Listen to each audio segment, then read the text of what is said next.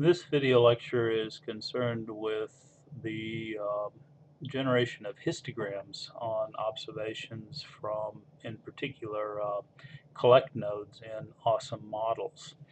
A histogram is simply a bar chart where the width of each bar is some portion of the range of observations that are included or collected in a COLCT node. And the height of the bar reflects the number of those observations that occurred in that particular cell. And the way we generate a histogram is through the network model. So if I open this up, this is for the inventory model. If we want to generate a histogram for safety stock, here's where we collect the data on safety stock. So if I double click that, I can open up the edit, and over here is the histogram information. So if we leave it blank, no histogram is collected, but we have to put in the number of cells, the lower limit of the cells, and the cell width. Okay, and this is basically a trial and error process. You just kind of have to try some mix of cells and lower limit and cell width settings and see what you get.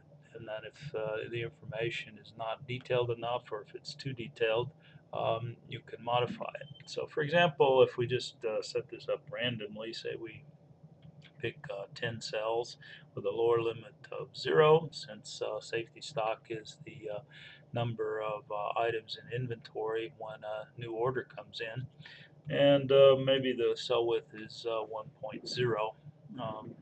Let's make it something different, just to show you the issues. So we'll make the cell width at 5 units.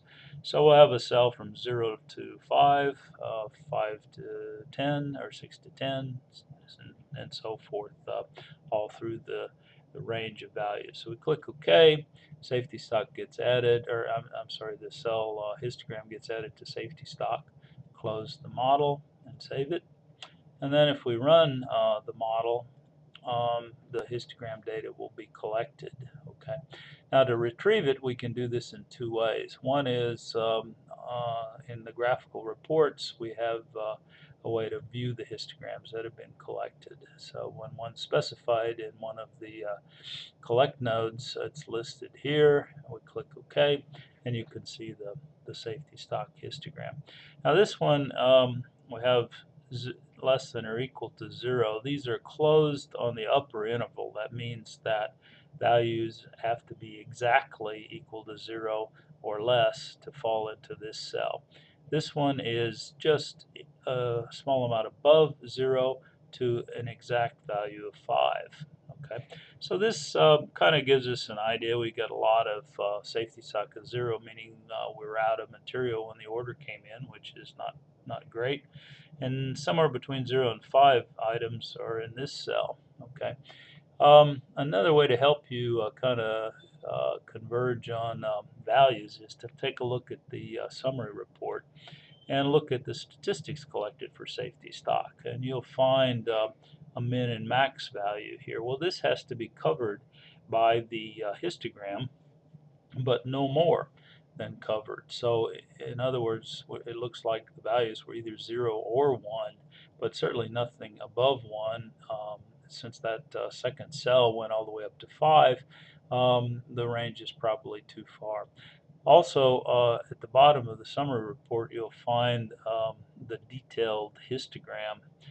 These are all the observations, relative frequency, cumulative frequency, and upper cell limit for each of the cells that are displayed graphically. So this cell has an upper limit of 0. There are 47 observations, and then 3 observations somewhere in the next cell which had a limit of 5.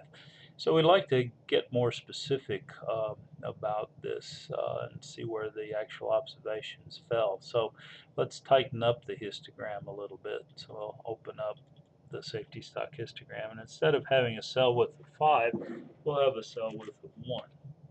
Okay, so this makes sense. We'll have 10 cells. The upper cell was maximum value on the data collected was 1.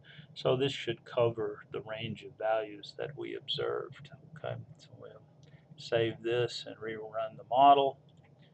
And when we look at the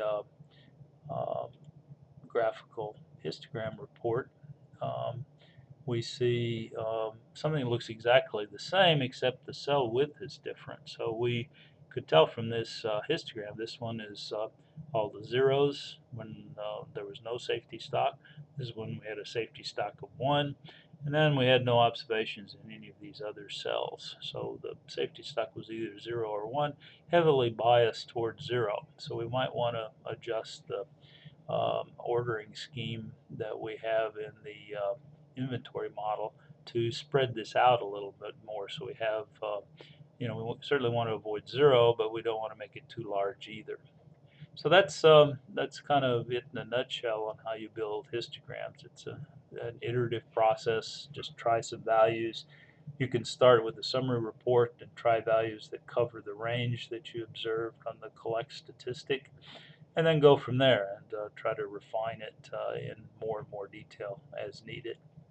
Okay, so that's it on this particular video lecture.